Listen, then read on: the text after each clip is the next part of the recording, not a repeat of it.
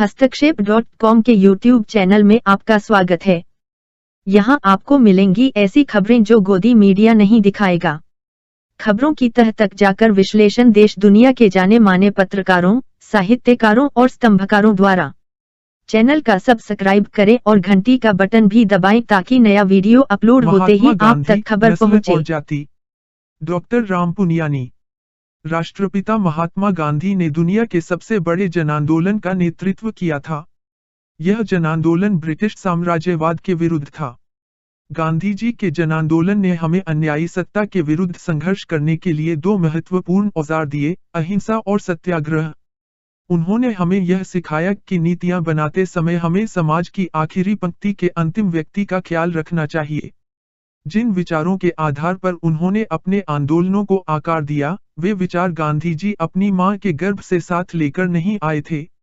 वे विचार समय के साथ विकसित हुए और उन्हीं विचारों ने भारत के स्वाधीनता आंदोलन की नींव रखी। वे कहा करते थे कि उनका जीवन ही उनका संदेश है। उनका व्यक्तित्व और कृतित्व दुनिया भर के औपनिवेशिकता और नस्लवाद विरोधी आंदोलनों की प्रेरणा बना। वे भारत में सामाजिक समानता की स्थापना के पैरोकार थे और जाति प्रथा का उन्मूलन उनके जीवन का प्रमुख लक्ष्य था। ये बातें याद दिलाना आज इसलिए जरूरी हो गया है क्योंकि लेखकों और बुद्धिजीवियों का एक तबका उन्हें नस्लवादी व जातिवादी साबित करने पर तुला हुआ है। यह कहा जा रहा है कि उन्होंने भारत के दलितों के हितों को क्षति पहुंचाई। ये तत्व महात्मा गांधी की पूरी जीवन यात्रा को समग्र रूप में नहीं देख रहे हैं और उनके शुरुआती लेखन के चुनिंदा अंशों का हवाला दे रहे हैं। वे उनके जीवन के केवल उस दौर की बात कर रहे हैं जब वे नस्ल और जाति के नाम पर समाज में व्याप्त अन्यायों के विरुद्ध लड़ रहे थे। हाल में जॉर्ज फ्लॉयड की क्रूर हत्या के बाद शुरू हुए ब्लैक लाइव्स मैटर आंदोलन के दौरान अमेरिका में कुछ प्रदर्शनकारियों ने गांधी जी की मूर्ति को नुकसान पहुंचाया। इसके पहले घाना में उन्हें नस्लवादी करार देते हुए उनकी एक मूर्ति को उखाड़ फेंका गया था और रोड्स मस्ट फॉल की तर्ज पर गांधी मस्ट फॉल आंदोलन चलाया गया था।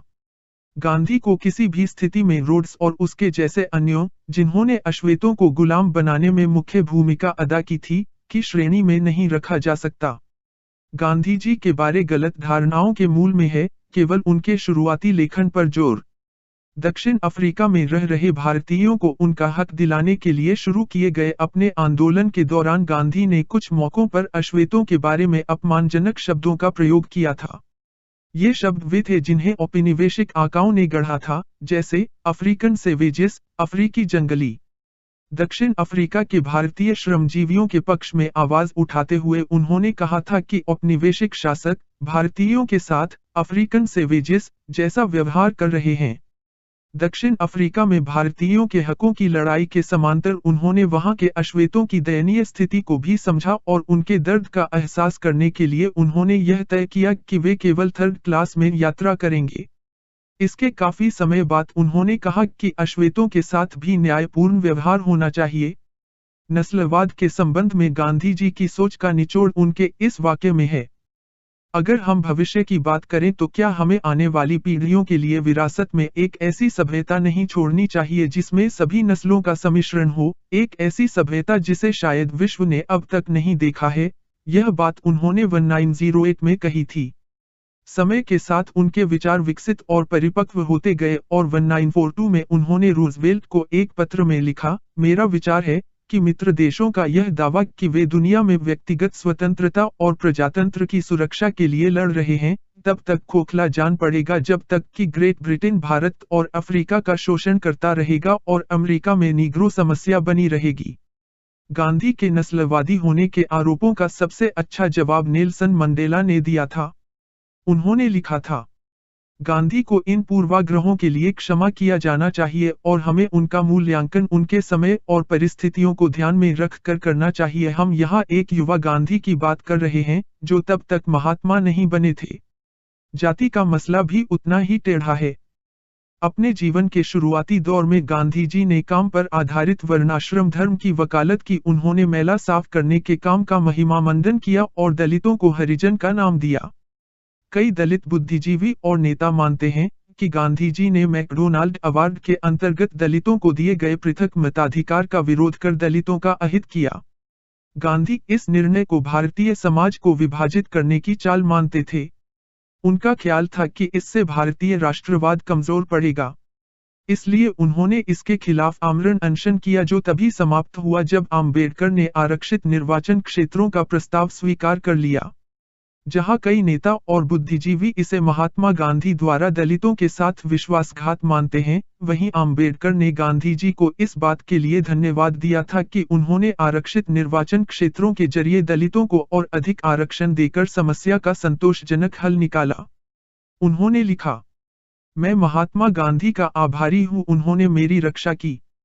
आम्बेडकर के निकट सहयोगी भगवान दास ने आम्बेडकर के भाषण को उद्धृत करते हुए लिखा कि बातचीत की सफलता का श्रेय महात्मा गांधी को दिया जाना चाहिए। मुझे यह स्वीकार करना ही होगा कि जब मैं महात्मा से मिला तब मुझे यह जानकर घोर आश्चर्य हुआ कि मुझमें और उनमें कितनी समानताएं हैं।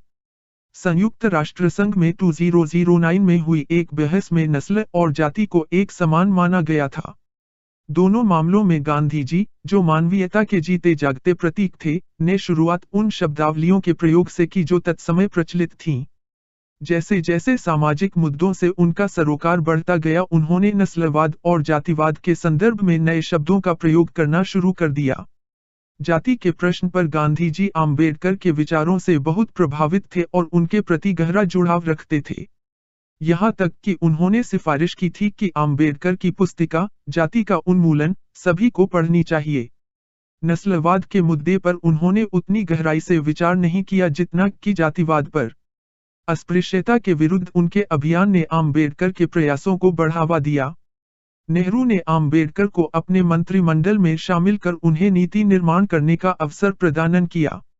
नेहरू ने समान नागरिक संहिता का मसौदा तैयार करने की जिम्मेदारी भी आम्बेडकर को सौंपी और महात्मा गांधी की अनुशंसा और सलाह पर ही आम्बेडकर को संविधान की मसौदा समिति का मुखिया नियुक्त किया गया।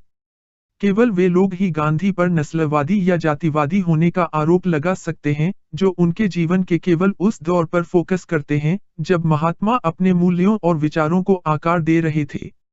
आगे चलकर गांधी जी ने संकीर्ण सामाजिक प्रतिमानों को त्याग दिया और एक ऐसे राष्ट्रीय और वैश्विक बंधुत्व की स्थापना का स्वप्न देखा जिसमें नस्ल और जाति के लिए कोई जगह नहीं होगी। हिंदी रूपांतरण अमरीश हरदेनिया।